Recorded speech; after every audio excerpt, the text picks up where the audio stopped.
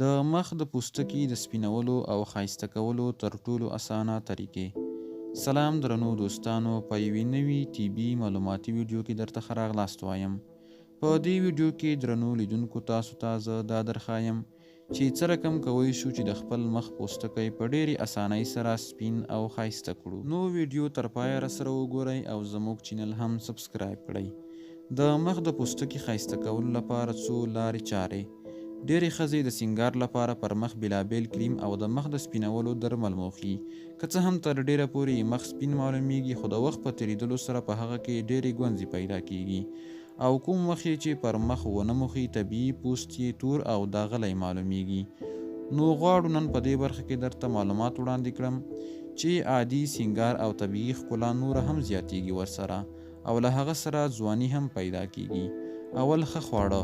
په نړۍ کې اوس زیاتې ښځې غواړي د مخ پوست یې تازه معلوم شي. د دې لپاره درمل نه بلکې هغه خواړه زیات استعمالوي چې تر ډېره اوبه او کافي اندازه ویټامین لري.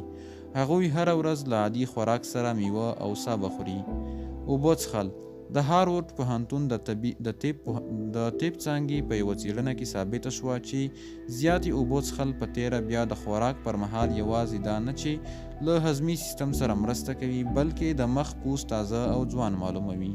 همدارنګه اوبه له اقتصادي اړخه هم پریمانه او هر چرته په اسانه سره پیدا کیږي. سپورت کول. دې کار ته اوس په نړۍ کې د یوې لویې اړتیا په نظر کتل کیږي. که زاړه دي او که واړه، ټول په خپل ورځني مهالویش کې سپورت ته وخت ورکوي. هغه څوک چې ډېر سپورت کوي نه یوازې چاغښت او د وینې فشار له منځه وړي، همدارنګه یې د وینې جریان په بدن کې تیزیږي چې لومړی اغیز یې پر مخ ده او له امله یې هغه نرم او تازه کیږي.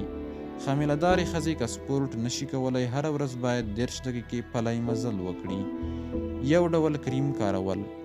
پوست یوازې یو ډول کریم سره عادت کیږي چې مناسب او لږ وکاریږي.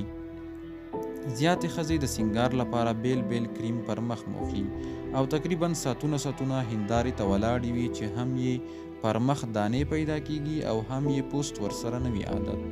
غوره به دا وي چې په لومړي سهار کې مخ ووینځي او د کور له کاره وزګار شي، وروسته بیا لږ اندازه هغه کریم پر مخ وموښي چې هر وخت ورسره عادت وي. د کار پر مهال مخ پټول. ډېرې ښځې له خپله پوست ناخوښې وي چې هیڅ وخت نه سپینېږي.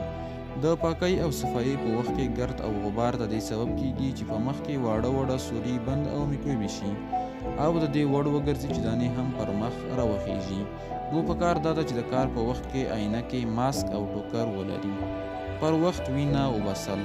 ډېر کسان له خپلې ناروغۍ شکایت کوي او پر مخ یې زیاتې دانې خالونه کیږي. څېړنو ثابته کړې ده چې په بدن کې وینه تر ډېره زړېدل د چاغښت او د مخ د شینوالي سبب ګرځي. هغه ښځې چې له دې چارې شکایت کوي د پوست یې نه سپینېږي، د ډاکټر له مشورې سره دې وینه وکاږي. نو درنو دوستانو، خدای دې وکړي چې معلومات مو خوښ شوي وي او ګټه ورڅخه واخلئ.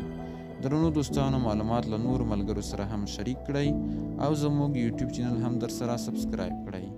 تر بیا ښې چاره.